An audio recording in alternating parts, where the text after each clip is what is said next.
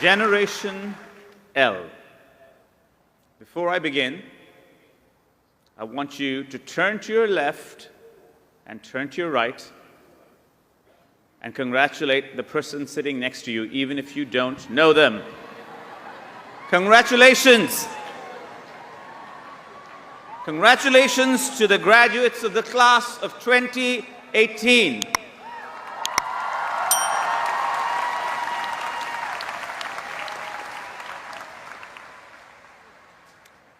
Yes, yes, yes, I know what you're thinking. Last year we had Will Ferrell.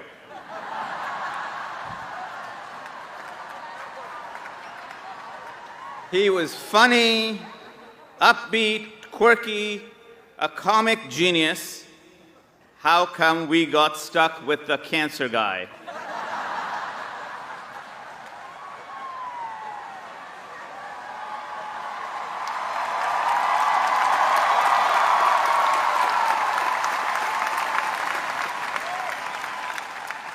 But hold that thought for a second, for here we are on this absolutely glorious morning. And if there's one thing that Mr. Ferrell and I do share, and that's not very much, it's this. We are both immensely, immensely honored to be asked to speak to you. And so let me congratulate you and your families on what is definitely one of the most memorable days of your life. In writing this talk, I decided to take a break and play chess with my younger daughter, Arya, who is all of 8 years old and perhaps a future Trojan. It may have been the first time that I had played with her. We made a few perfunctory moves. I traded a pawn for a pawn and a knight for a knight, and I saw her easing into the rhythm of the game. She made a few clumsy moves and then corrected herself. She almost sacrificed her queen. And then, about an hour into the game, I witnessed something astonishing happen.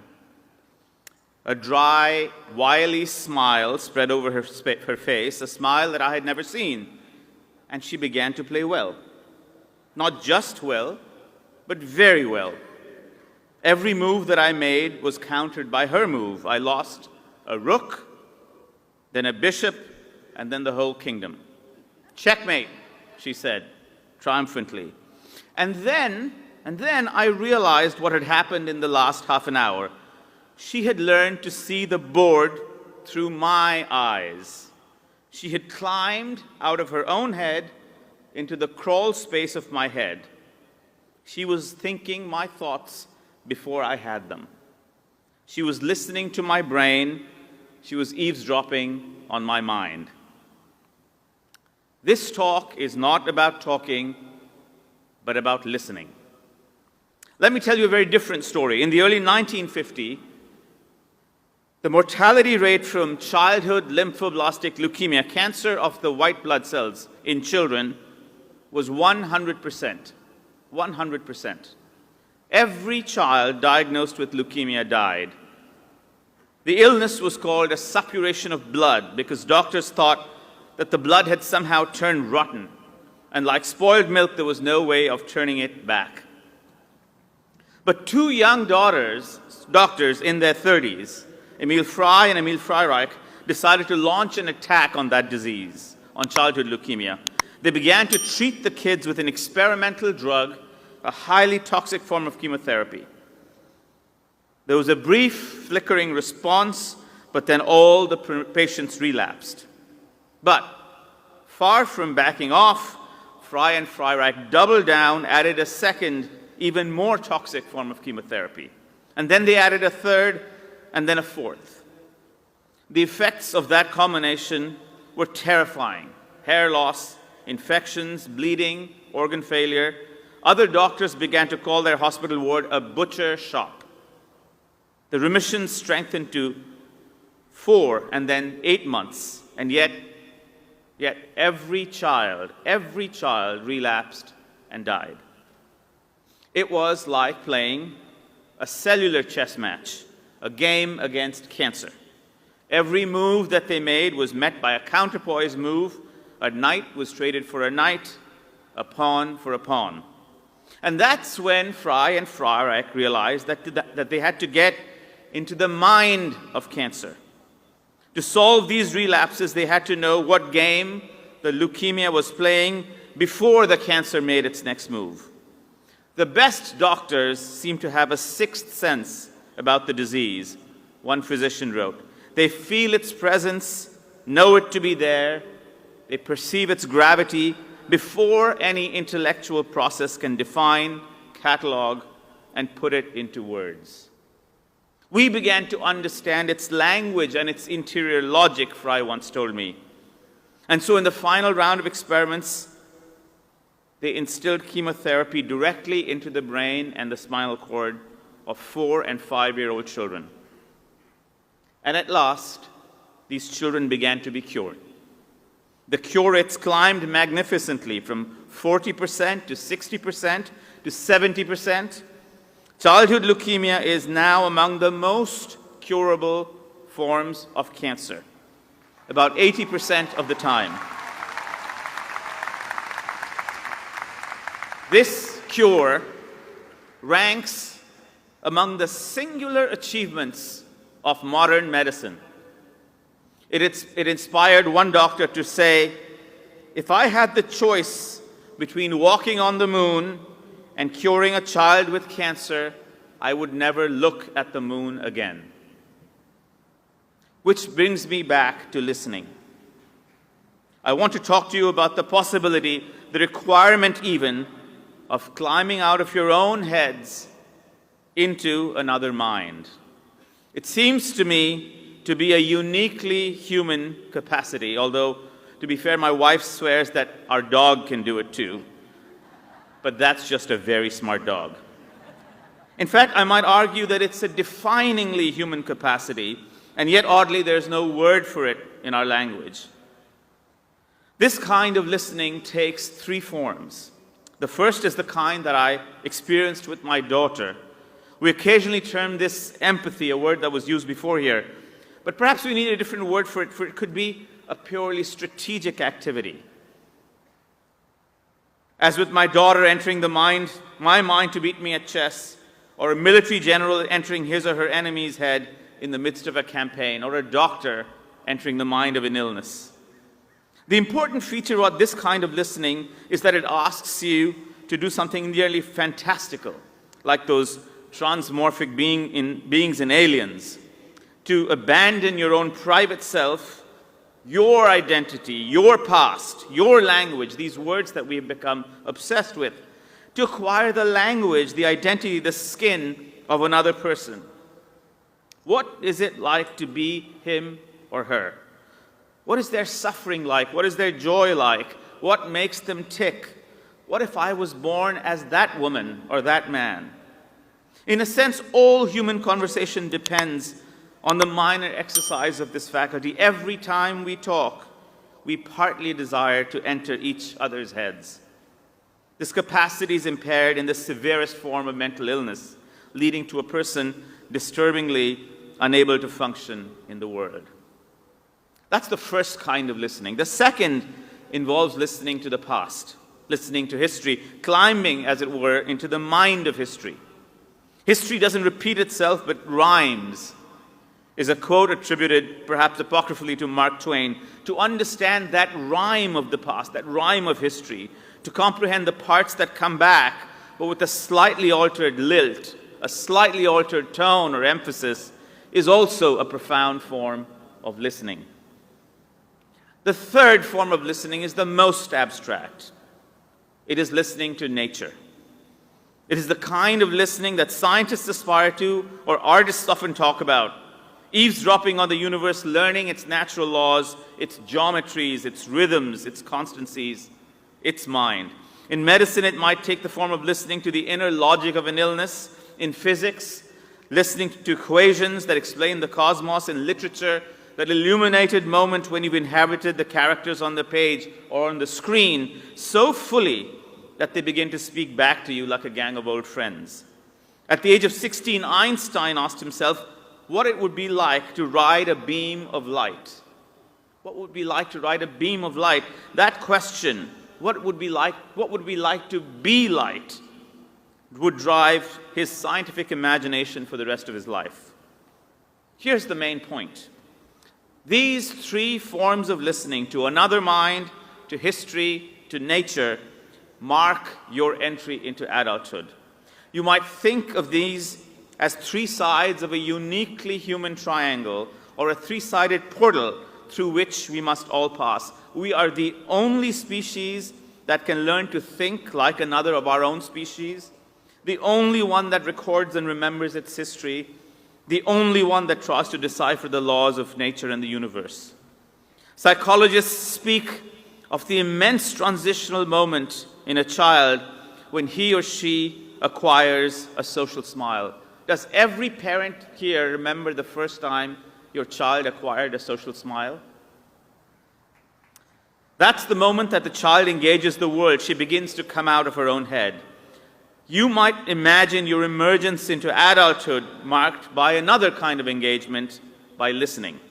It marks the completion of the coming out of your own head that you began decades ago with that first smile. I, for one, had not learned to listen when I graduated from college.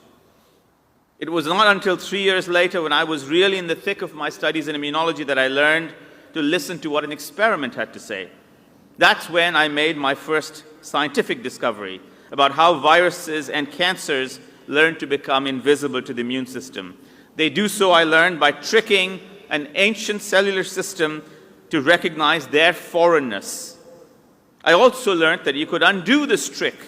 You might goad your immune system to detect that virus or cancer again, an idea that has emerged as one of the most exhilarating new themes in biology and medicine. I remember staying up past midnight looking at the radioactive counter, tick, tick, tick, tick, ticking, waiting for the groaning old printer at Oxford that was almost out of ink always, to print the pages of data, and realizing that I was, in fact, eavesdropping into one of the most profound mysteries of biology and the universe. It took me another 4 years before I learned to listen to a patient. In the first year of my residency, I cared for a young man with esophageal cancer. Steve was a plumber from North Boston, about 36, and about to get his 9th round of chemo, a dose-dense, intense regimen that required a strict adherence to a schedule. But that morning, that particular morning, he just wasn't having it. He'd had a bad day. He came to the hospital and said flatly, "I don't want to fight this war. You fight the war. I don't want to be a casualty. I'm not a soldier. I want a cookie." I learned that morning that words like war and soldier don't work for everyone every time. That the restoration of sanctity and sovereignty and dignity is a goal in and of itself, that the art of doctoring is negotiating with hope, and that when a grown man says he wants a cookie, he wants a cookie. I got Steve his cookie, mint chocolate chip, and asked him to go home and come back the next week. The chemo could wait, the hospital could wait, the tests could wait, I could wait.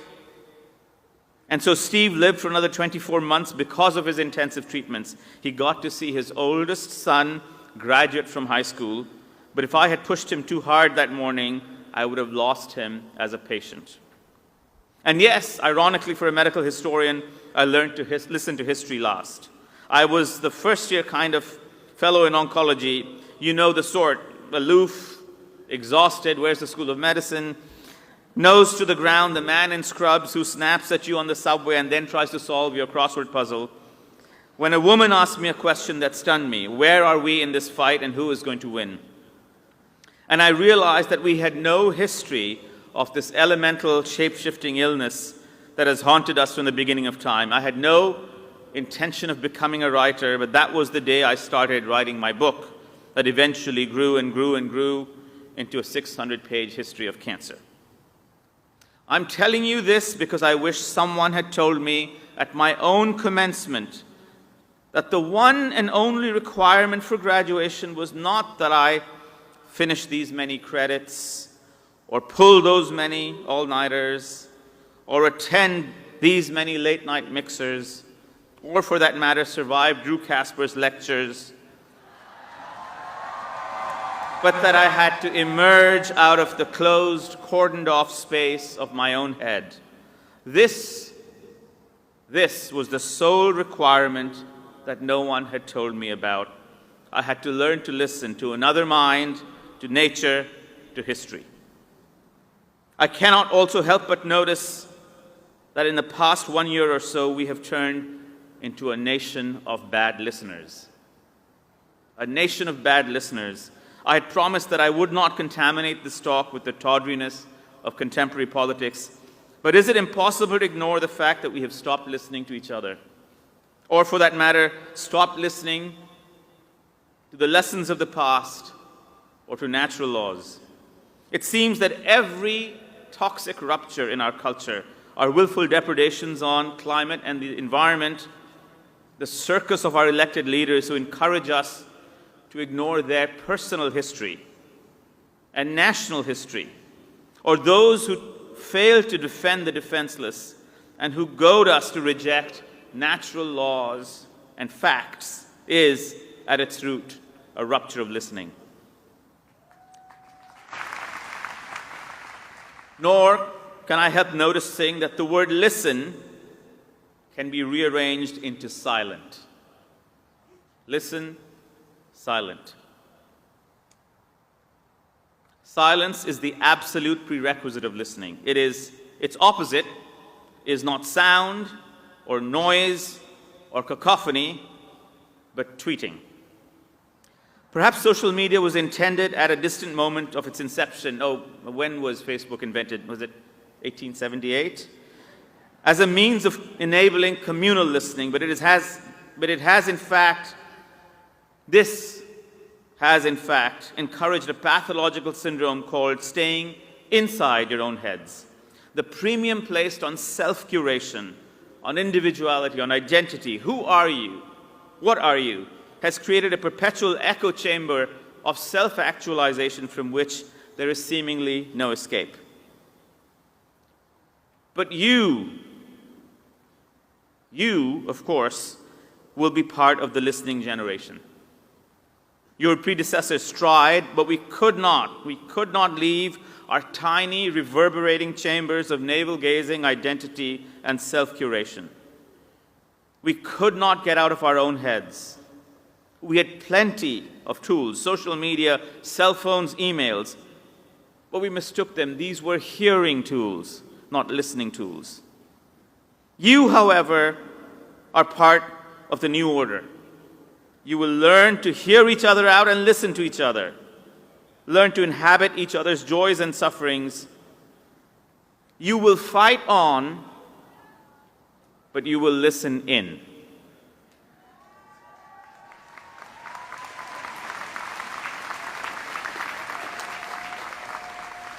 Unlike us, you will really defend the defenseless. Unlike us, you will really learn the lessons of history. You will discover the natural laws that we missed in the midst of our cacophony. You will be the listening generation, Generation L. The irony of this talk has not escaped me. I've spent 12 minutes talking to you about listening. Only pathological people speak like this without listening. And so now it's time for you to carry the conversation forward. Congratulations again, Generation L. Congratulations to your parents, to your friends, to your families, to everyone who supported you, and to you yourselves. Go get out of your heads. Go out into the world and listen to it.